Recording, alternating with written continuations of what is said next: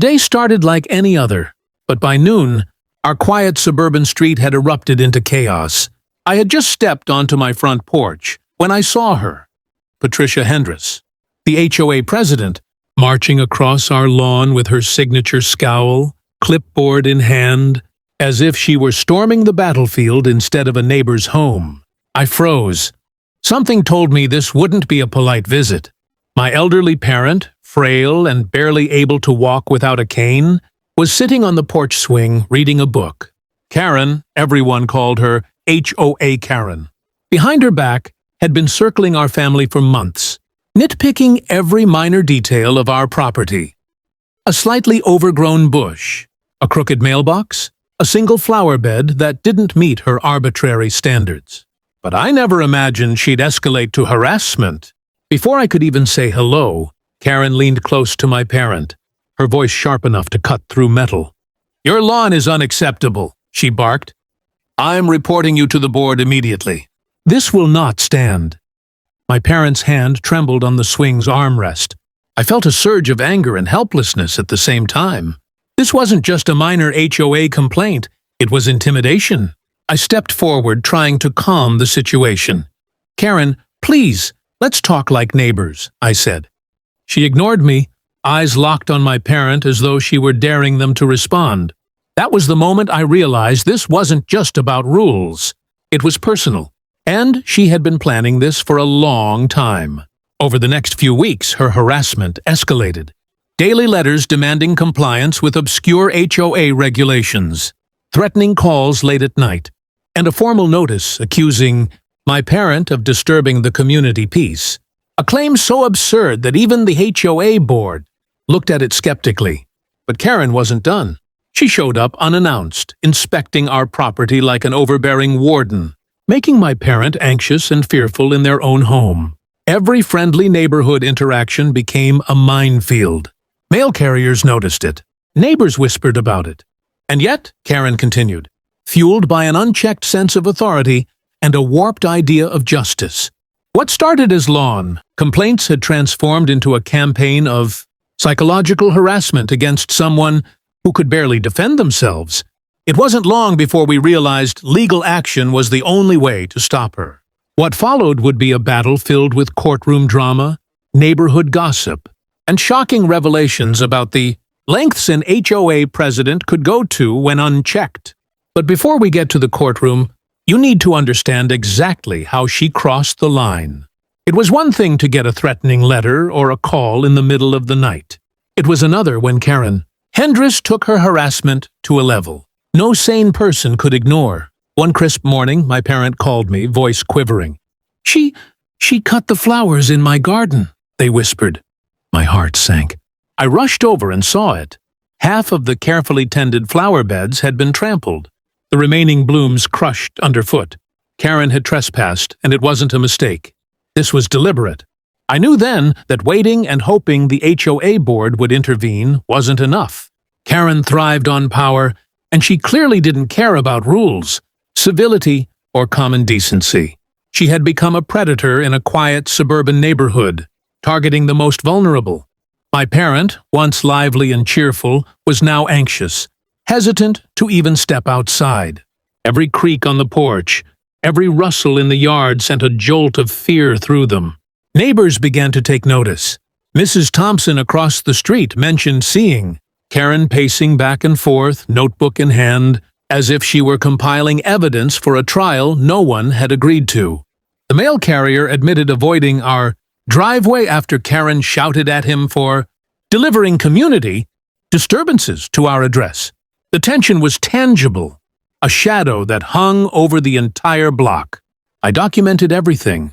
Photos of the destroyed garden, copies of the letters, recordings of the late-night calls.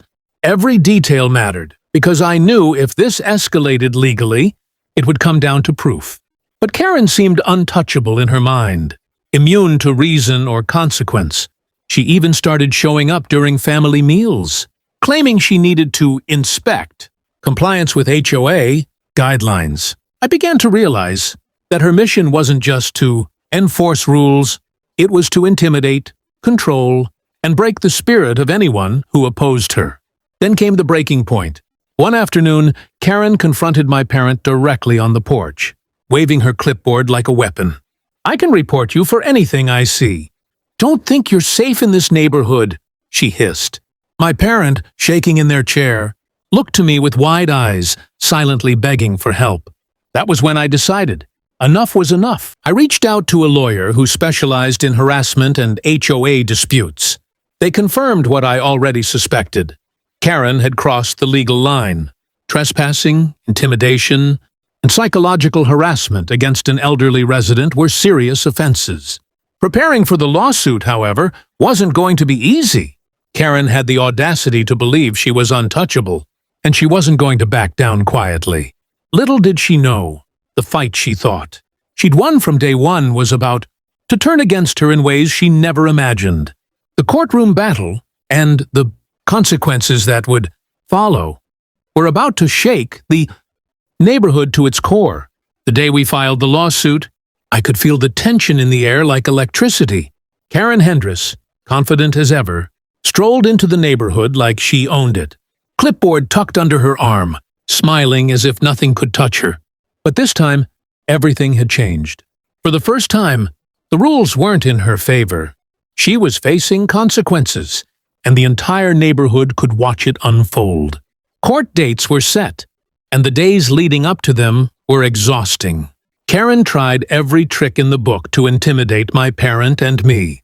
She sent anonymous letters claiming the lawsuit was frivolous, showed up outside our home to glare menacingly, and even called neighbors, spinning tales about our supposed disruptions to community harmony. But nothing fazed us. Every harassing act she committed only added more evidence to our case. On the first day of the trial, Karen walked in with her usual arrogance. She believed her status as HOA, president, and her reputation for intimidation would sway the judge. But as the proceedings began, it quickly became clear that the judge wasn't impressed. The evidence we had meticulously gathered, photographs of the destroyed garden, recordings of threatening calls, testimonies from neighbors who witnessed her harassment, painted a vivid picture. Karen's attempts to manipulate the truth crumbled under scrutiny. My parent, hesitant at first, found courage in the courtroom. Their testimony, filled with quiet dignity and emotion, revealed the psychological toll Karen's harassment had taken. The fear in their voice, the trembling hands clutching the witness stand, struck a chord not just with the judge but with everyone present. Even Karen's own attorney struggled to refute the weight of the evidence. Throughout the trial, Karen's arrogance began to falter. Her smug smile vanished, replaced by frustration and disbelief as each of her false claims was dismantled. The community she tried to control now watched as the truth came to light. Her harassment, her trespassing, and her intimidation tactics were no longer invisible. This wasn't just about garden beds or HOA rules anymore. It was about accountability and justice for someone who couldn't defend themselves alone. By the end of the day, the outcome was undeniable. Karen had crossed the line too many times, and the law was clear. The judge ruled in favor of my parent, awarding damages for emotional distress and ordering Karen to cease all harassment immediately. But that wasn't the final chapter. Her actions had consequences that went far beyond fines. The legal system was about to ensure she faced them. Little did she know, the ruling was only the beginning of her downfall. The next steps would shock her, and the entire neighborhood would finally see the full extent of her recklessness. After the courtroom victory, we thought the nightmare was over. But Karen Hendress wasn't finished. Her arrogance blinded her to reality. Instead of accepting the judgment, she tried one last desperate move, appealing the ruling and continuing her harassment in subtle, spiteful ways. Flyers appeared in the neighborhood. Emails were sent to neighbors misrepresenting the case, and she even attempted to sway HOA meetings in her favor. But the community had finally seen the truth. Karen's credibility was gone. The final blow came when the local authorities got involved. With our lawyer's evidence and the judge's ruling as a foundation, the harassment complaints escalated to criminal investigation. Trespassing, intimidation, and psychological harassment against an elderly resident were serious offenses. The authorities weren't going to overlook the patterns she had created. One morning, Karen Hendress received a visit she could not intimidate her way out of. The sheriff's deputies served her with a summons, and she was officially charged. It was surreal to watch. The same woman who had once strutted down our street like a queen was now faced with the consequences of her obsession with control. As the legal process moved forward, the community watched in disbelief. Neighbors who had quietly endured her behavior now stepped forward, offering statements about her long history of harassment, reinforcing the severity of her actions. Karen's empire of intimidation was crumbling under the weight of truth and accountability. Courtroom after courtroom revealed the extent of her obsession. The emotional toll she had inflicted on my parent, the physical trespass, and the reckless disregard for the law were laid bare. The judge had little choice. Karen Hendress was found guilty on multiple counts of harassment and trespassing. The sentence included jail time and heavy fines, alongside permanent restrictions preventing her from approaching my parent or interfering with our household in any way. On the day she was taken into custody, there was a collective sigh of relief throughout the neighborhood. The fear, tension, and anxiety she had caused for months were finally lifted. My parent, once hesitant and anxious, could finally breathe freely on their porch again. Flowers were replanted, the swing repaired, and life slowly returned to the peaceful rhythm it had before Karen's reign of terror. Her downfall became a cautionary tale, a reminder that unchecked power and malicious intent, no matter how disguised, would always have consequences. What began as petty HOA disputes escalated into harassment, intimidation, and ultimately justice.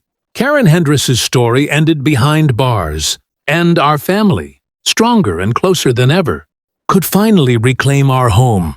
The neighborhood had been shaken, but we had learned an important truth. Standing up against abuse, documenting every action, and seeking justice is not just possible. It is necessary. If you enjoyed this wild HOA showdown and want to see more unbelievable neighbor stories, make sure to hit that subscribe button and ring the notification bell so you never miss an update. Smash the like button if you think justice was served, and drop a comment below telling us what you would have done if Karen showed up at your house. We love hearing your stories.